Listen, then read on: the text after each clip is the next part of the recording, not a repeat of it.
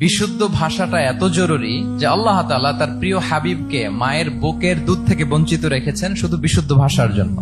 একজন মানুষ সর্বপ্রথম কোন জিনিসের প্রেমে পড়ে জানেন? কথার প্রেমে পড়ে। কথার ধরন, কণ্ঠস্বর, তার অ্যাটিটিউড, তার শব্দের জাদু, এটা মানুষের হৃদয়কে জয় করে ফেলে। তো রাসূল সাল্লাল্লাহু আলাইহি ওয়াসাল্লামের এই এলোকোয়েন্স ছিল। তিনি বলতেন আল্লাহ তাআলা আমাকে সর্বমর্ম বাচন ভঙ্গির অধিকারী করেছেন। মানে উনি যেটা বলতেন এটা ছিল very precise in wording but comprehensive in meaning. এটার যে দোতনা, এটার যে appeal to the heart of the people, to the heart of the listener, এটা অসাধারণ। মানুষের হৃদয়কে জয় করে ফেলতো। আল্লাহু আকবার। তিনি এমন ভাবে কথা বলতেন, কথার মাঝখানে পজ দিতেন, মানে একটু থামতেন যাতে করে শ্রোতারা বুঝতে পারে। এত চমৎকার করে ওনার প্রেজেন্টেশন ছিল, বক্তব্য মালাগুলো ছিল, ফলে যারা শুনতেছে ইজিলি মুখস্থ করে ফেলতে পারত। রাসূল সাল্লাল্লাহু আলাইহি ওয়াসাল্লামের সবচাইতে বড় ভাষণটি ছিল বিদায় হজের ভাষণ, খুব সম্ভবত। ওই ভাষণের টেক্সট গুলোকে যদি একসাথে করা হয়, আমার মনে হয় 10 মিনিটের বেশি লাগবে না ওই টেক্সট গুলো পড়তে। তার মানে সবচাইতে বড় যে ভাষণ ওনার, ওটা কত ছিল? 10 থেকে 12 মিনিটের ভাষণ ছিল। আমরা তো ঘন্টার পর ঘন্টা বক্তব্য করি, তারপরেও তো আমরা মানুষের মনকে খুশি করতে পারি না। উনি সেই যে 1400 বছর আগে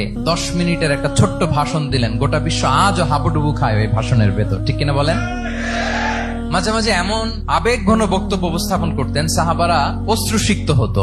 আবার যুদ্ধের ময়দানে যখন কমান্ড করতেন তখন তিনি রেগে যেতেন, উঁচু কণ্ঠে তিনি কথা বলতেন, মনে হচ্ছে একজন